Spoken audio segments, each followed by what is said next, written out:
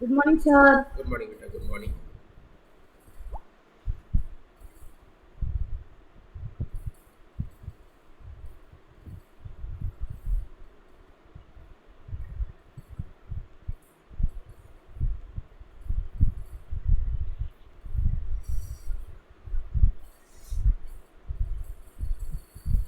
Okay. Good morning, sir. Good morning बेटा, good morning. Good morning. Okay.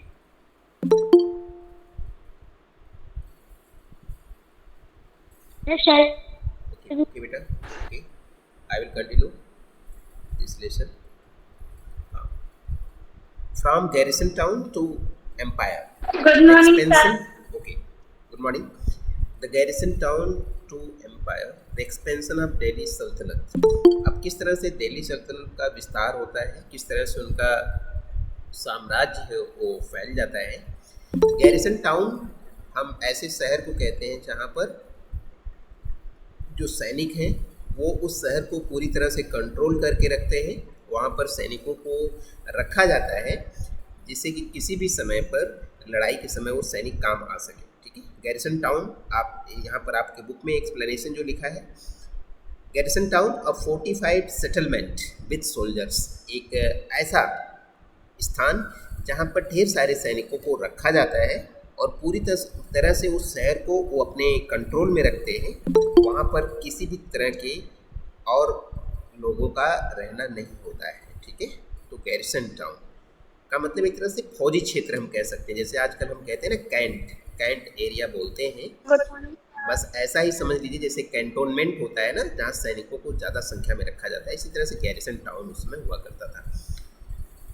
ठीक है, from garrison town to empire, ऐसे Yes, sir. Garrison town से लेकर के और एक बड़े साम्राज्य के रूप में जो विस्तार हुआ दिल्ली सल्तनत का, दिल्ली के सुल्तान के साम्राज्य का जो विस्तार हुआ वो कैसे हुआ इसके बारे में हम इसमें पढ़ेंगे। ठीक है, और एक इसमें टर्म आया है हिंटरलैंड। हिंटरलैंड वो इलाका है जो कैपिटल सिटी के आसपास का जो क्षेत्र होता है हम उसको हिंटरलैंड कह सकते हैं।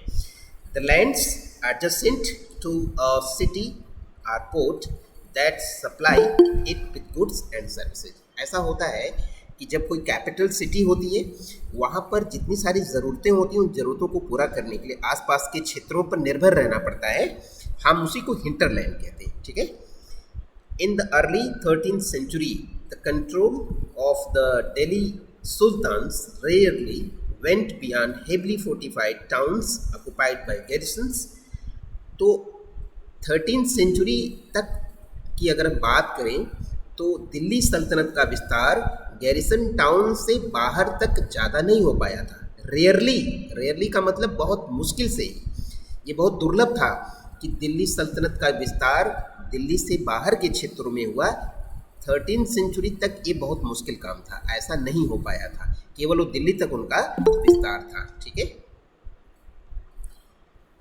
The sultan Yes. Seldom control the hinterland. Seldom का मतलब क्या होता है पता है? सेल्डम मतलब होता है कभी कभी, कभी कभी बहुत मुश्किल से सुल्तान का जो कंट्रोल होता है वो हिंटरलैंड पर हो पाता था। सिटी से बाहर का जो क्षेत्र है वहाँ पर कभी कभी उनका अधिकार हो पाता था, अदरवाइज वो शहर के अंदर तक ही उनका शासन रहता था। एंड वो therefore Okay, sir. Dependent upon trade, tribute और प्लंडर फॉर सप्लाईज।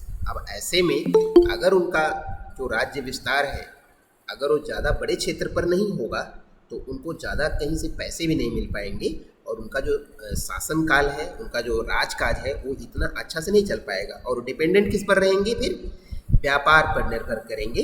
वो कुछ सामान जो बेचेंगे या बाहर से सामान अगर सस्ता मंगाएंगे, इधर से सामान बेचेंगे, उससे जो आमदनी होगी उस पर निर्भर करेंगे। या तो फिर ट्रिब्यूट, ट्रिब्यूट का मतलब होता है दान दक्षिणा, अगर कोई ला करके कुछ उनकी मदद करने के लिए कुछ दे दिया तो उस पर वो निर्भर करेंगे। या तो फिर क्या करेंगे? प्लंडर करेंगे। प्लंडर का मतलब होता है बेटा लूटपाट करना, अपने सैनिकों को या उनके जो भी नज़दीकी लोग होंगे प्रशासन के, उनको लूट मार करने के लिए भी वो कह सकते हैं, जिससे कि कहीं से कुछ उनको मिल सके, शासन प्रशासन को चलाने के लिए धन मिल सके। ठीक है, तो ये इस पर वो डिपेंडेंट उनको रहना पड़ता था क्योंकि उनके राज्य का विस्तार ज़्यादा दूर तक नहीं था। ठीक है, controlling garrison town in distant Bengal. जी जी बेटा बोलो। हाँ नेक्स्ट देखेंगे, controlling garrison towns in distant Bengal and Sindh from Delhi was extremely difficult. अगर उस समय दिल्ली का कोई राजा या सुल्तान अगर वे चाहे कि हम अपने राज्य का विस्तार बंगाल तक कर लें, दिल्ली से बंगाल तक या सिंध तक, सिंध का मतलब पाकिस्तान वाला जो क्षेत्र है वहाँ तक अगर हम विस्तार कर लें, तो ये दिल्ली से इस काम को करना, दिल्ली से वहाँ तक अपने को विस्तृत करना, वहाँ तक कंट्रोल स्थापित करना उस समय बहुत कठिन था। एक्सट्रीमली डिफिकल्ट का मतलब है बहुत ज़्यादा, अत्यंत कठिन कार्य था। ठीक है। रिबेलियन का मतलब होता है विद्रोह करना। Rebellion, war, even bad weather could snap fragile communication routes. अब देखिए उस समय तो ऐसा कुछ था नहीं, इतनी सारी सुविधाएं नहीं थी, टेलीफोन नहीं था और इतने सारे वाहन भी उस समय डेवलप नहीं हुए थे। तो उस समय दूसरे क्षेत्रों पर अधिकार करना, वहाँ तक अपने राज्य का विस्तार करना बहुत कठिन था। और कठिन वो काम तब और ज़्यादा हो जाता था जब राजा को ये पता चलता था कि हमारे खिलाफ लोग खड़े हैं या हमसे युद्ध करने के लिए तैयार हैं। और इसके अलावा बैड वेदर का मतलब होता है खराब मौसम। अगर खराब मौसम हो गया, बारिश हो गई, तूफान आ गया, ऐसे में जो कुछ भी उनके कम्युनिकेशन के साधन थे, वार्तालाप, संचार के जो साधन है, संचार का मतलब चिट्ठी और पत्री भेजने का जो रास्ता होता था, जिस रास्ते जो उनके दूत होते थे चिट्ठी पत्री को लेकर के दूर तक जाते थे, उन सब कामों में इस वजह से बाधा आती थी। विद्रोह से, युद्धों से और ख़राब मौसम के कारण इन सब कार्यों में काफ़ी बाधा आती थी, काफ़ी मुश्किलें आती थी। ऐसे में भी अपने राज्य का विस्तार करना इतना आसान नहीं होता था। ओके।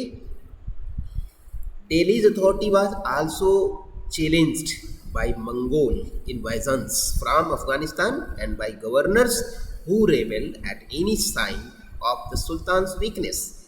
इस लाइन को ऐसे समझेंगे, दिल्ली की जो गद्दी है या दिल्ली का जो राजा होता था उसको क्या क्या चैलेंज मिलता था उस समय पर। नंबर 1, मंगोल आक्रमणकारियों से इनको चैलेंज मिलता था। मंगोल एक तरह से अगर हम अभी आज हम बात करते हैं उज्बेकिस्तान का नाम आप लोगों ने सुना है क्या बेटा? Yes sir. हाँ उज्बेकिस्तान जी। अफगानिस्तान जो देश है, अफगानिस्तान कंट्री के ऊपर देश है उज्बेकिस्तान, उसका पड़ोसी देश हो सकता है, आप मैप में देखेंगे। उज्बेकिस्तान, कजाकिस्तान, तुर्कमेनिस्तान, तजाकिस्तान, ये सब देश अफगानिस्तान से ऊपर, पाकिस्तान के ऊपर उत्तर में है। हम उसी को मंगोल क्षेत्र कहते थे पुराने समय में। उस समय पर उसी को मंगोल क्षेत्र कहा जाता था। बाबर का नाम आप लोगों ने सुना है ना? यस सर, अकबर के दादा।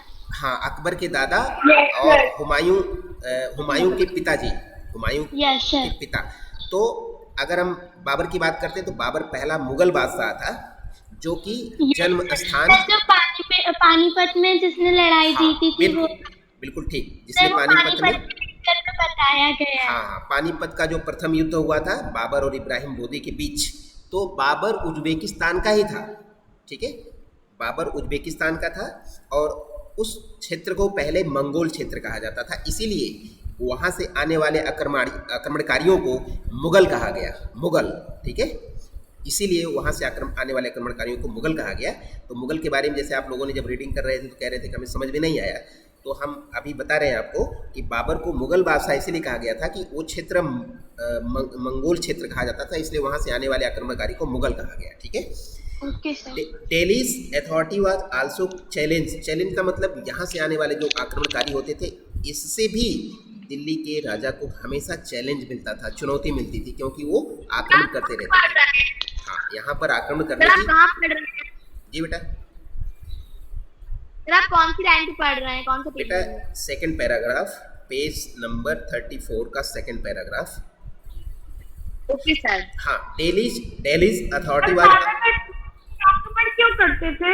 बेटा पहले के समय में ऐसा ही होता था ना कि एक राजा दूसरे को आक्रमण करके उसके सारे राज्य को छीन लेता था और पैसे जो कुछ भी उसके राज्य से जीतने से जो कुछ भी उसको मुद्रा प्राप्त होती थी, धन प्राप्त होता था, उससे अपने को मजबूत बनाते थे। ऐसा ही उस समय का तरीका अपनाया जाता था। आज से 1000 साल पहले की बातें हैं ये सब, उस समय ऐसे ही चीजें थी। राज करना चाहते थे, फिर राज भी कर दिया। Delhi's authority was also challenged by Mughal invasion from Afghanistan। हाँ, उस समय ये उज्बेकिस्तान नहीं हुआ करता था। उज्बेकिस्तान तो आज हुआ है, अफगानिस्तान का क्षेत्र उसमें बड़ा था, ठीक है, मंगोल का क्षेत्र बड़ा था। उज्बेकिस्तान तो भी नया देश है, लेकिन जो प्रॉपर इस समय प्लेस है वो उज्बेकिस्तान में ही है जहाँ से बाबर आया। From Afghanistan and by governors who rebelled. एक मिनट थोड़ा कुछ ऑफिशियल वर्क है। 1 मिनट बेटा, कुछ ऑफिशियल वर्क कर रहा हूँ मैं, 1 मिनट। क्या है? Yes sir. 1 मिनट बेटा रुक जाओ आप लोग। ये क्या है? Scout master. अच्छा, किसने दिया लिख के? हाकिम सर ने ना। TGT contact number teacher, email ID of teacher 9045855679।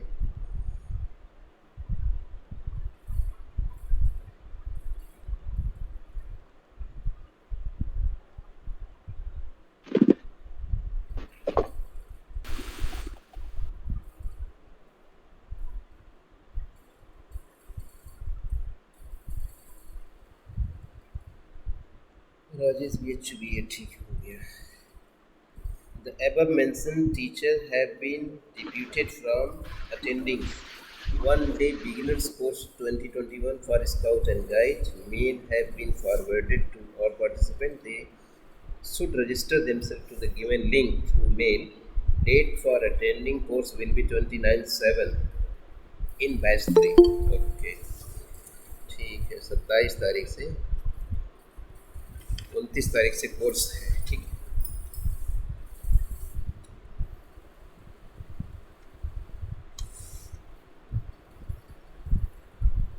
Okay बेटा, हाँ वेलकम बैक। ठीक है, यहाँ तक हो चुका है। तो इस तरह से मुगलों से हमेशा इनको चैलेंज मिलता था, हमेशा वहाँ से आक्रमणकारी आते रहते थे और ये परेशान रहते थे। अब ये सोचते थे कि कभी अगर बाहर निकले तो कैसे निकले। इधर से बाहर निकल कर अगर किसी क्षेत्र पर वो आक्रमण करने जाएंगे तब तो चला पीछे से अफगानिस्तान से मंगोल आकर के आक्रमण करके दिल्ली पर ही कब्जा कर ले, ऐसा ना हो। तो इस डर से जो दिल्ली के सुल्तान हैं वो कभी बाहर आक्रमण करने के लिए निकलते ही नहीं थे। वो दिल्ली की सुरक्षा में ही अपना समय व्यतीत करते थे। दिल्ली को हमेशा सुरक्षित करने में ही, उसकी देखभाल करने में उनका समय बीत जाता था, ठीक है।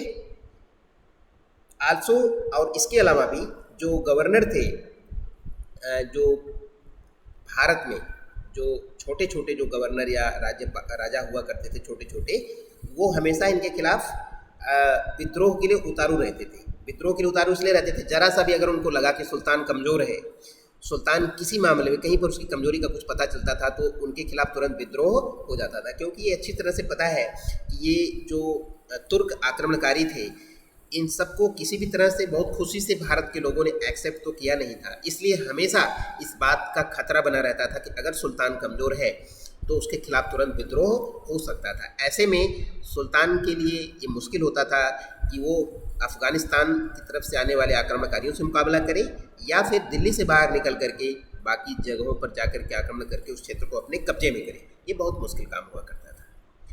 द सल्तनत बेयरली सर्वाइव दी चैलेंजेस, बहुत मुश्किल होता था। इस सब चैलेंजेस से अपने आप को बचा पाना सल्तनत के लिए, दिल्ली के सुल्तान के लिए बहुत मुश्किल।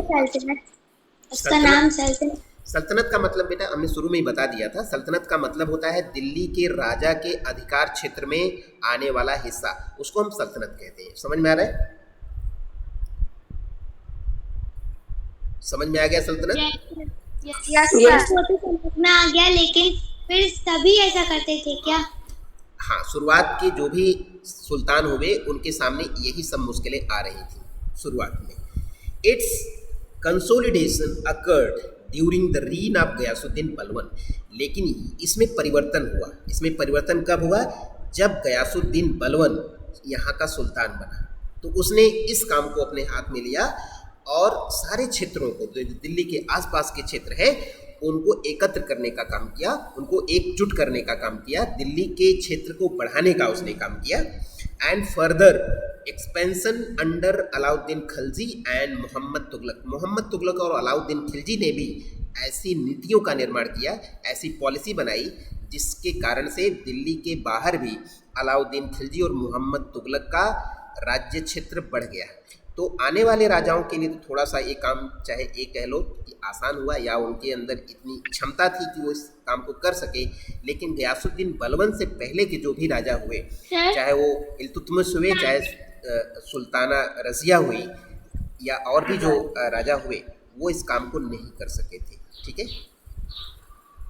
ओके, आगे फिर आपने बताया था कि वो अलाउद्दीन खिलजी और सलाउद्दीन खिलजी दोनों चाचा भतीजे थे। हाँ। वो चाचा भतीजे भी थे और ससुर दामाद भी थे, क्योंकि अलाउद्दीन खिलजी ने उसकी मतलब बेटी से जबरदस्ती शादी कर ली। हाँ हाँ हाँ, क्या है, ये सब चीज़ें तो राजाओं के ज़माने में चलती ही रहती थी। हाँ, बिल्कुल सही बात है, आपने बिल्कुल ठीक बताया। आगे चलते बेटा। सर अलाउद्दीन खिलजी जी बेटा, जलालुद्दीन खिलजी का भतीजा था। ओके, आगे चलते बेटा, आगे देखो। The first set of campaign along the internal frontier of the sultanate aimed at consolidating the hinterland of the garrison town। सबसे पहला जो अगर आंदोलन चलाया गया है, कंपेन, पहला जो अभियान चलाया गया, अगर पहले युद्ध की बात करते हैं तो उन्होंने क्या किया, इंटरनल फ्रंटियर, जो दिल्ली के आसपास की जो क्षेत्र है और जो सल्तनत है दिल्ली की, उसका यही उद्देश्य था कि जो आसपास के क्षेत्र हैं और गैरिसन टाउन है, उन सबको एक किया जाए, उन सबको एकत्र किया जाए, उनको सबको मिक्स किया जाए, मिला दिया जाए। During these campaigns forest were cleared. अब इस अभियान को करने के लिए आसपास के क्षेत्र में जो जंगल थे उनको काट दिया गया, उनको पूरी तरह साफ कर दिया गया, जिससे कि उन सब क्षेत्रों में आसानी से हम आवासीय क्षेत्र बना सकें, वहाँ पर अपना विस्तार कर सकें, वहाँ पर अपने जो ऑफिसेज हैं वो बना सकें, वहाँ पर रहने के लिए स्थान बना सकें। गंगा, यमुना, दोआब एंड हंटर गेदरस, और जो हंटर गेदरस जो आखेटक हैं, शिकारी हैं, जो जंगलों में रहने वाले लोग हैं, उन सबको वहाँ से हटा दिया गया। ठीक है, और जो ये पशुओं को चराने वाले उस तरह के लोग होते हैं जो पशु पालन करते हैं, इन सबको यहाँ से बिल्कुल हटा दिया गया। एक्सपेल का मतलब होता है खाली करा देना। वहाँ से इन सबको, जो शिकारी थे, जो जंगल में रहने वाले हैं, जो पशु पालन करते थे, इस तरह के सब लोगों को वहाँ से बिल्कुल खदेड़ दिया गया, हटा दिया गया, क्लियर करिए। ठीक है, उनके रहने के स्थान से उनको हटा दिया गया। ठीक है, केवल दिल्ली की सीमा का विस्तार करने के लिए, अपनी राजधानी के क्षेत्र को बढ़ाने के लिए। ठीक है, नेक्स्ट आगे चलेंगे। सर वो लोग कहाँ हैं उनके? अब उनको हटा दिया गया, मतलब उनको पीछे ढकेल दिया गया। अब वो कहीं पर जा रहे हैं, कहाँ पर उनको रहना है, वो खुद डिसाइड करेंगे। ऐसा होता है ना कि जब उनको वहाँ से हटाया जाएगा तो उस समय तो इतनी ज़मीन की कमी नहीं थी, और जंगल में रहने वाले लोगों को दूसरा जंगल मिल जाएगा, वहाँ पर चले जाएंगे, है ना। इसी तरह से पशुपालन करने वाले लोगों को हटा दिया जाएगा तो अपना पशु लेकर के कहीं दूसरी जगह जा करके अपना बस जाएंगे, है ना। इस तरह से कोई उनके अस्थायी आवासीय मकान तो बने हुए नहीं थे कि जिससे उनको हटाने पर वो हड़ताल करेंगे, धरना देंगे, उनको फिर गवर्नमेंट पैसा देगी, घर बनाने, इस तरह की चीज़ें उस समय नहीं थी। ओके सर, अब थोड़े से पहले से समझा देंगे, बिल्कुल थोड़े से पहले से, बिकॉज में मेरे को आवाज़ नहीं आ रही थी, नेटवर्क। आपको आवाज़ नहीं आ रही थी। मैं कह रहा हूँ कि शुरुआत में जब दिल्ली के क्षेत्र का विस्तार किया गया तो दिल्ली के आसपास के क्षेत्र में जो जंगल था उसको काट दिया गया, और उस जंगल में रहने वाले जो शिकारी लोग थे, क्योंकि बहुत पुराने समय की बात है, 1000 साल से पहले की बात है, जो शिकारी रहा करते थे और जो पशुपालन करने वाले लोग रहा करते थे, उन सबको वहाँ से एक्सपेल कर दिया गया, हटा दिया गया, उनसे वो क्षेत्र खाली करा लिया गया, जिससे कि दिल्ली का विस्तार और आसानी से किया जा सके। ठीक है, These lands were given to peasants and agriculture was encouraged। और इन सब जमीन को, जब ये सब जमीन उनसे खाली कराई गई तो ये सब जमीन उठा करके किसानों को दे दिया गया। किसान वहाँ पर खेती करेंगे और इस तरह से उस क्षेत्र को हम अपने कंट्रोल में रखेंगे। ये इनका प्रयास था राजाओं का, ठीक है। वहाँ पर खेती कराई जाने लगी और खेती को प्रोत्साहन दिया जाने लगा कि यहाँ पर खेती करिए, आप लोग रहिए। New fortresses, garrison town and towns were established to protect trade routes and to promote regional trade। और इसके बाद छोटे छोटे किलों का निर्माण किया गया। फोर्ट्रेस का मतलब एक ऐसा स्थान जहाँ पर सैनिक रहते हैं। न्यू फोर्ट्रेसेस, गैरिसन टाउन के बारे में हमने पहले ही बताया, जैसे आजकल हम कहते हैं कैंटोनमेंट, कैंट क्षेत्र जहाँ पर सैनिक रहते हैं। एंड टाउन्स, और छोटे छोटे शहर। टाउन का मतलब क्या होता है? कस्बा, जहाँ पर बेसिक जो नीड्स की चीज़ें होती हैं उसको हम डेवलप करते हैं, हॉस्पिटल बना देते हैं और सड़कें बना देते हैं, दुकानें जहाँ पर खुलवा दी जाती हैं, तो ऐसे को टाउन कहते हैं। तो टाउन इन सब चीज़ों का विस्तार किया गया। जी बोलो बेटा। New fortresses, garrison town and towns were established to protect trade routes. अब इन सब चीज़ों का विस्तार। सर ये रोड मतलब क्या होता है? रूट का मतलब होता है बेटा सड़कें, मार्ग, रास्ते, ठीक है। तो इन सब चीज़ों का इसलिए विस्तार किया गया ताकि जो राजा का जो व्यापार क्षेत्र है, व्यापार करने के जो रास्ते हैं, उनकी सुरक्षा हो सके, ठीक है। सुरक्षा के लिए ये सब इंतज़ाम किए गए, ठीक है। The second expansion occurring along the external frontier of the सल्तनत। अब इसी तरह से जब सल्तनत का फर्स्ट स्टेज में विस्तार हो गया तो उन सेकेंड। लोगों ने रोड किए थे, जी बेटा। मतलब जो रोड थे वो भी मिटा दिए थे। नहीं, रोड वगैरह और बनाया गया, और रोड की सुरक्षा के लिए जगह जगह पर फोर्ट बनाए गए, किले बनाए गए, जहाँ पर कुछ थोड़े बहुत संख्या में सैनिकों को रखा जाता था, जिससे कि व्यापार करते समय किसी व्यापारी के साथ कोई लूटपाट न हो सके। इसलिए छोटे छोटे किलों का निर्माण किया गया रास्ते में। Okay sir. The second expansion occurred along the external frontier of the सल्तनत। सल्तनत का जो सेकेंड स्टेज का जो विस्तार है उसको भी आगे चल करके किया गया। Military expedition into southern India started during the reign of Alauddin Khilji. Alauddin Khilji वो पहला सुल्तान हुआ जिसने सर वो जो खिलजी जो है सर, वो खिलजी, तो सर खिलजी के शासन काल में दक्षिण भारत को मिला, मतलब वो बिल्कुल प्रयास किया गया कि दक्षिण भारत में भी हम सैनिक अभियान चला करके वहाँ के क्षेत्रों को अपने कंट्रोल में करें, अपने नियंत्रण में करें। ये पहला ऐसा शासक था जिसने दक्षिण की तरफ सैनिक अभियान चला करके दक्षिण के क्षेत्र को दिल्ली के अंडर में लाने का प्रयास किया। इसी चीज़ को यहाँ लिखा गया है, military expedition into southern India. South India में भी उसने जीत हासिल करने का प्रयास किया, जिसका नाम है Alauddin Khilji. Started during the reign of Alauddin Khilji. See map 3। ये मैप 3 आप देखेंगे, यहाँ पर आपके सामने मैप 3 लिखा हुआ है। देखिए, ये पंजाब है सबसे ऊपर, नीचे यहाँ दिल्ली है। दिल्ली से इसने 1302-1303 के समय में इसने यहाँ से लेकर के बंगाल होते हुए वारंगल तक इसने आक्रमण किया, ठीक है। ये बीच में कारा क्षेत्र है, यहाँ से इसने फिर वारंगल कहाँ पे है?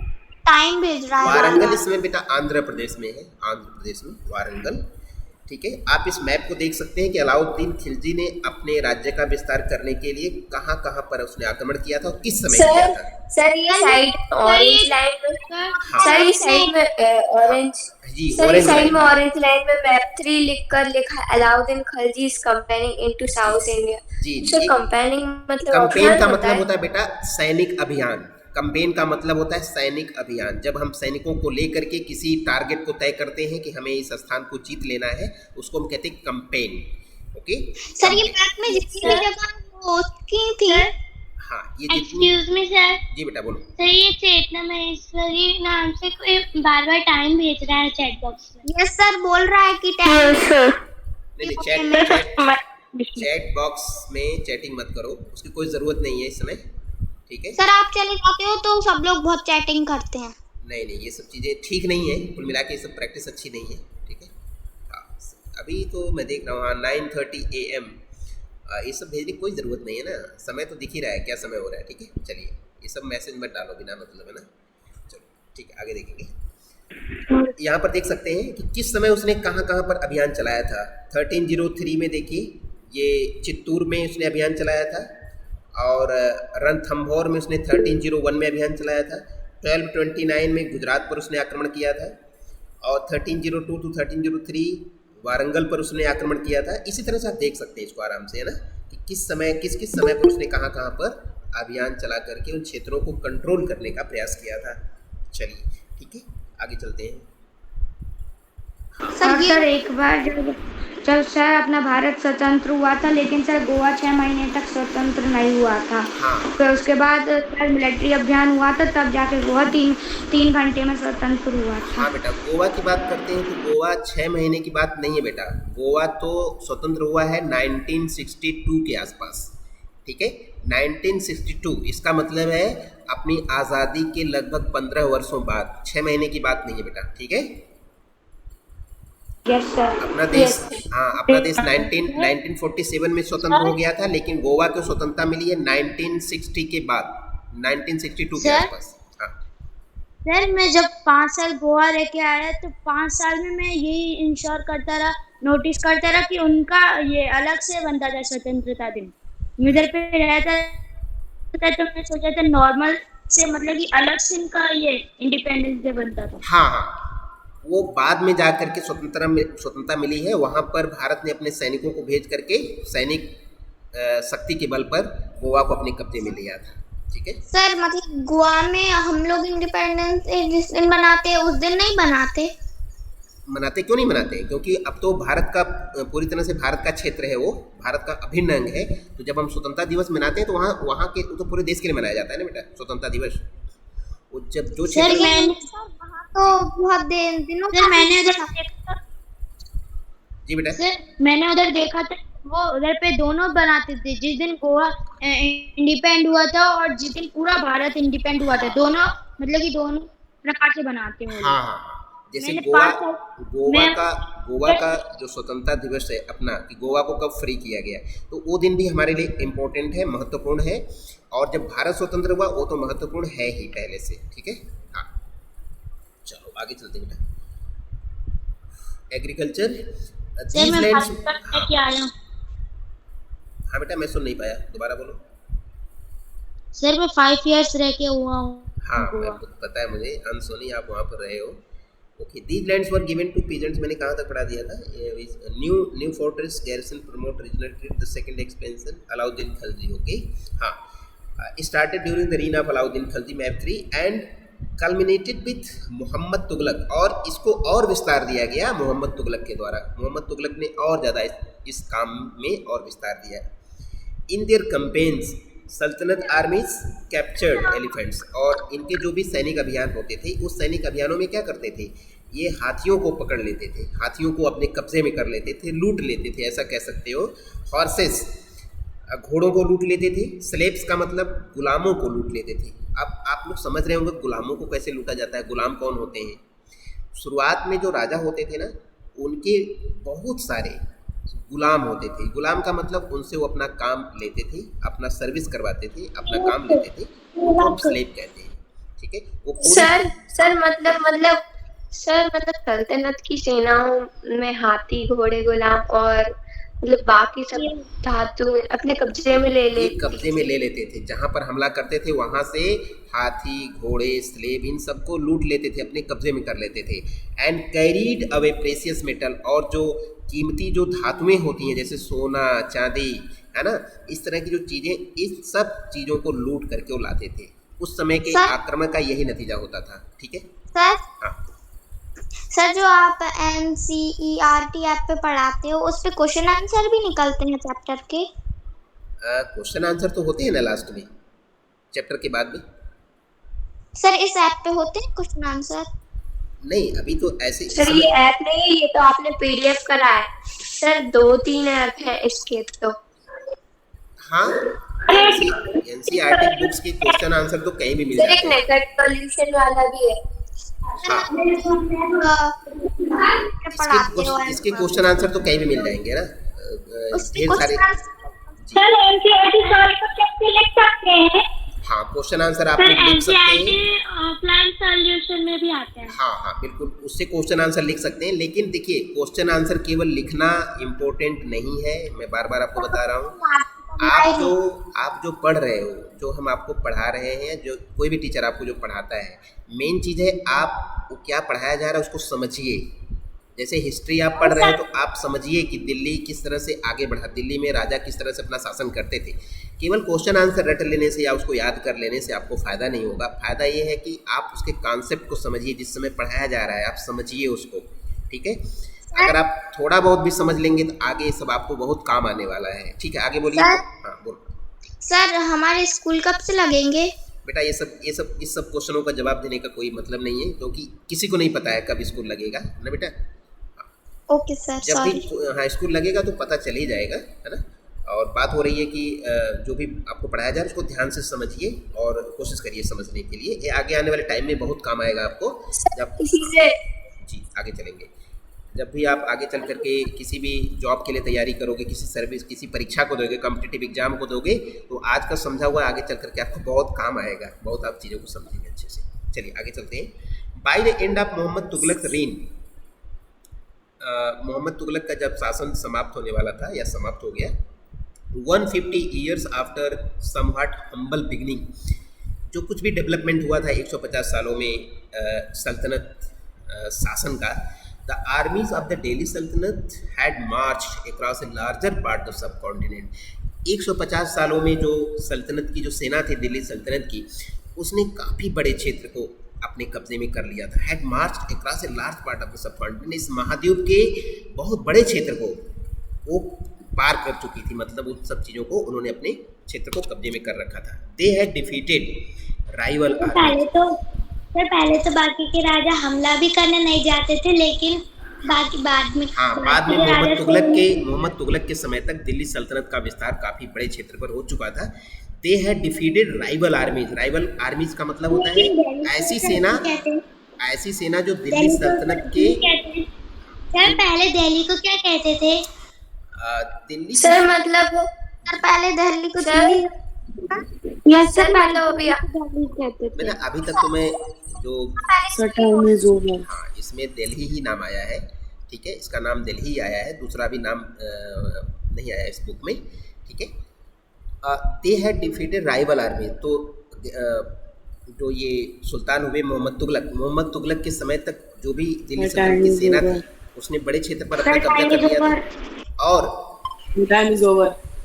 ओके टाइम ओवर हो गया। चलिए तो फिर इस पैराग्राफ से आगे। और सर उसने ना मतलब दुश्मनों को परास्त दुश्मन सेना को उसने हरा दिया था। हाँ दुश्मन सेना को उसने हरा दिया था, राइवल आर्मीज को उसने हरा दिया था, ठीक है। सेकंड क्लास में भी आते हैं इंग्लिश में। ओके बेटा, थैंक यू क्लास। और सर मतलब उनके बीच पर कब्जा कर लिया। हाँ नेक्स्ट एक्सप्लेनेशन कल करेंगे। ओके सर, ठीक है। Bye sir, thank you for class. Bye sir, thank you for class.